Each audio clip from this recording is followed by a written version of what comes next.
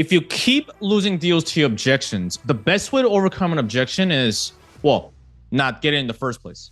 Now, can you prevent 100% of the objections? No, but you can reduce a good amount of them with the right strategies. I'll show you one of the ways you can pre-handle objections from happening in the first place by being able to predict the future like Doctor Strange with the time sync. This is one part of the sales decision tree that we share with the real sales system members. Essentially what a decision tree is, if the prospect says this, you go here. If the prospect says that, you go here. Because the thing with scripts is that there's different scenarios that happen. Not every sales conversation goes exactly how your script's written out. In an ideal scenario, it would be like that. If that was the case, everyone in the industry will be making 100K monthly commissions. Probably doesn't work like that. Which is why, depending on what answer the prospect gives you, you don't have an answer for each one of them to actually prevent objections and actually facilitate the conversation towards a sale. So let's get to it. This is during the solution section. This is after you uncovered the problem, and then you go into, hey, what have you tried before? So before you start talking to me, what are you looking for ways to make more money online and get to the 10K a month, or what have you been doing? I learned a question from Jeremy. Shout out Jeremy. The whole point of this question, because you got to understand the point of the question, right? If you don't know why you're asking the question, what answers you're looking to uncover, then you're just a parrot. You're just repeating back from the script, but you don't know what you're doing. What we're trying to do here is understand, have they done something in the past or have they not? And if they have tried something, what happened with that? The objection you could be getting in the end, you're pulling it now, handling it now, before it becomes a bigger monster after they understand like, oh, it's 10K. Oh, now they're like more scared. So you can prevent a lot of that while their brain's not going too haywire. When you ask this question, usually you'll get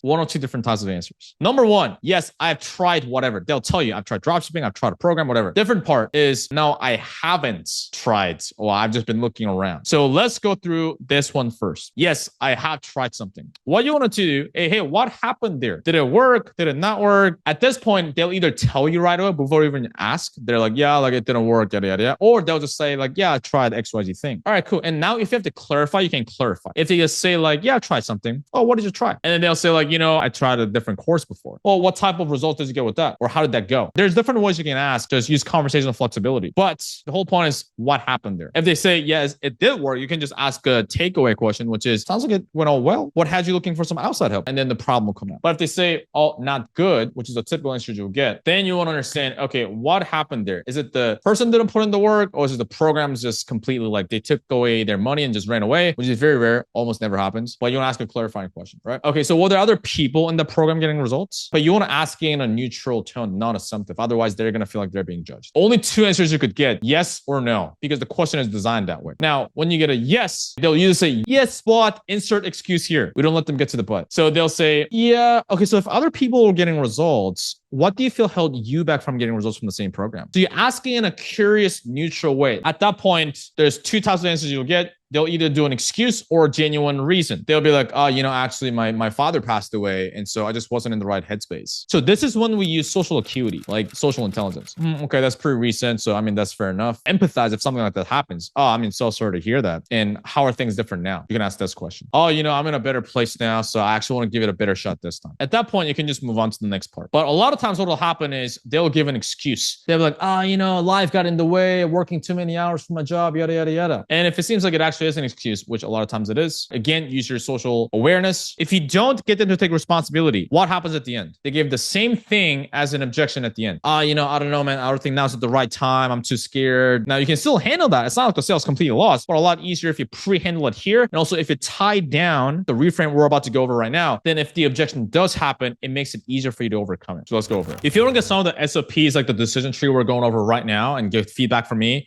you can actually go to the first link in the description box below. Join our free school community, Real Sales System Lite. I can't give you all the whole part of the decision tree. We just can't do that, but you'll get some of it. That's better than nothing. I'll see you there. First step is get a buy-in on the reframe. A reframe essentially is helping them see things from a different perspective, because their current perspective up to this point is, I'm busy. Like I don't have time to start a business or whatever. And because of that, I can't do anything about it. That's their current perspective. If that is the case, how does that help them get to their goal? It doesn't, which is why they're stuck in a 9-to-5 or whatever their problem is. And so we got to help them see things from a different perspective. Hey, can I offer a perspective on that? Hey, can I make a suggestion? Are you open to looking at that from a different angle? You just choose one of those, whatever makes the most sense in the conversation and whatever suits best your personality. And they'll say, yes, sure. That's when you do a reframe. Now, what reframe you do, it really depends on the context. Let's go through a simple example, which is they may say, it's too busy. Life got too busy. I'm working too much, yada, yada. I didn't have the time. But we both know it's not like they don't have the time. Then set aside the time. We all make time for things that are important to us. So we just say that to them in a question format, because if you tell tell them it's not as persuasive as you actually asking them in a question format. So can I offer perspective on that? They'll say yes. You, me, Elon Musk, we all have 24 hours in a day. So why is it that some people actually make a change and make things happen and some people don't and stay in their problem? And they'll be like, well, I guess, yeah. Because if you don't set aside the time for it, then how are you supposed to get out of the situation where you're feeling frustrated, feeling paycheck to paycheck? Yeah, I guess I can't. Have you ever considered that you're not setting aside the time, taking responsibility has actually caused you to be in the position you're in now where you're ultimately not able to spend more time with your children? They'll be like, well, yeah, I guess you're right. That's a reframe. That's one example. So you say it in a way, that's where the more coaching frame, depending on what you sell, obviously. But if you're selling like biz op or like business coaching and things like that, if you're selling coaching, there's more like the more coaching frame comes into play. Some people need more of the tougher love. That's where you need the flexibility again. But for a lot of people, this is a general rule of thumb is you do more the coaching frame, holding them to a higher standard. That's what we're doing here. Because if you go like too hard in the paint, again, depending on the person, they may feel like you're being judgmental. So they shut down. So like, hey, could it be possible that this has caused you to be in the position you're now? XYZ problem, XYZ emotional impact. They'll be like, yeah. So that's the reframe. Now we go to the next part. So you get the buy-in on the reframe, right? They're like, yeah, you're right. And then now you need to get a micro commitment to change. How do you feel like your perspective on making the time needs to change? That way you don't have to keep feeling paycheck to paycheck. Keep drilling the problem, the emotional impact into the brain. Why the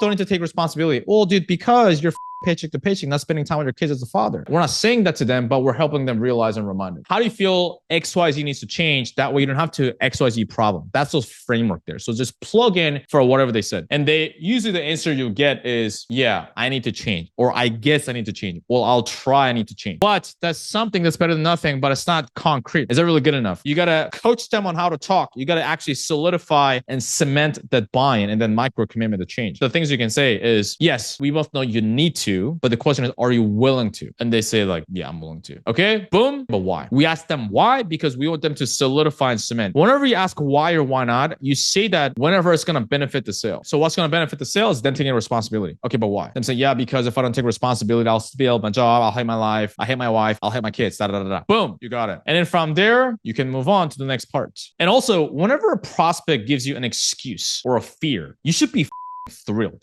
because guess what? Now you can pre-handle it here instead of dealing with it at the end. You're like, yes, I predicted a feature, and instead of fighting at the end, I can do it here. And also, if you pre-handle it, that the prospect buys into your frame, and now what it does is that elevates your authority. They see you more as an authority. They follow your lead more because you did a reframe and they bought into it. They're like, this guy's right. I never thought about it that way. He has a pretty good point. So now your status elevates instead of you being like, oh, okay, just being limp on the sales call, be like too much of a nice guy. Like, oh, okay, like you didn't have the time. That's fair enough. It's not like you're doing that. If you enjoyed this video of pre-handling objections, you may actually like this one where you can actually learn how to handle the objection if it does come up. And a lot of people have found it helpful. You can click it right here.